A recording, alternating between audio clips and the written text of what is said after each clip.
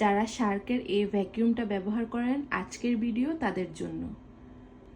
Vacuum করার পরে বেশিরভাগ সময় দেখা যায় কি এই জায়গাগুলোর মধ্যে অনেকগুলো চুল আটকে থাকে যেগুলো ক্লিন করা সম্ভব হয় না। যেমন আমি আগে কি করতাম, এখান দিয়ে মানে এই যে দাগ বরাবর এখান দিয়ে যদি হাত দিয়ে টেনে বের না করা যেত তাহলে এভাবে কেচি দিয়ে কেটে চুলগুলো টেনে টেনে বের করে নিতাম। বাট আজকে আপনাদেরকে একটি সহজ সমাধান দেখিয়ে দিব যেটা খুব ইজিলি আপনারা ক্লিন করতে পারবেন। দেখুন আমি ক্লিন করে নিয়েছি।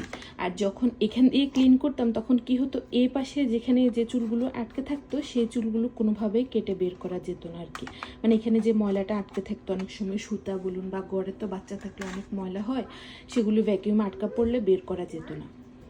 আমি আগে জানতাম না, আজকে জেনেছি, তাই ভাবলাম আপনাদের হয়তো কাজে আসতে পারে, এজন্য দেখিয়ে দিচ্ছি। এই যে কয়েনটি, ছোট যে কয়েন, ডাইন অথবা পেনি যে কোনো একটি নিয়ে এই যে এখানে যে তিনটা জয়েন্ট দেখতে পাচ্ছেন, এই জয়েন্টগুলোর মধ্যে এভাবে এই যে দেখেছেন একটা সাউন্ড হবে, মানে যেদিকে ঘুরালে দেখবেন সাউন্ড হচ্ছে বা ওপেন হচ্ছে সেই পাশেই নেবেন। এই যে এই পাশে নিয়ে এই বরাবর এই যে এখানে ধরে হাত দিয়ে উঠিয়ে দিবেন, তাহলে দেখতে পাচ্ছেন এটা খুলে আসবে। আর এখান থেকে ইজিলি দেখুন আমি এই তিনটে, এই একটা জয়েন্ট আর এই দুই পাশ থেকে এতগুলো চুল বের করেছি। আমি যদিও কেচি দিয়ে কেটে বের করেছি, এখন এগুলিকে ধুয়ে ক্লিন করে নিব। তাহলেই দেখুন কত সুন্দর করে ভ্যাকিউমটা ক্লিন হয়ে যাবে আর ইজিলি ক্লিন করা যাবে চুলগুলো, বা যে কোনো ময়লা এখান থেকে রিমুভ করা যাবে।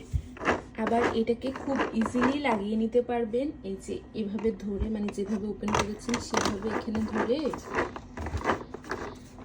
জায়গায় একটা চাপ, এই কর্নারে একটা চাপ দিয়ে আর এটাকে একটু চেপে ধরে দুই হাত দিয়ে এই যে জয়েন্টটাকে আবার ঘুরিয়ে দিবেন। মানে এখানে যে নাটটা আছে এটাকে কয়েন দিয়ে আবার এভাবে যে পাশে দিলে এই যে দেখেছেন লেগে গেছে, আবার এখানে লেগে গেছে। মামি দিচ্ছি, এই যে দেখেন। তো কে কে জানতেন এভাবে যে ভ্যাকিউমটা ক্লিন করা যায় জানিয়ে যাবেন। আর যদি না জেনে থাকেন তাহলে এই ভিডিওর মাধ্যমে জেনে নিন। তো ভিডিওটি কেমন লেগেছে জানাতে পারেন।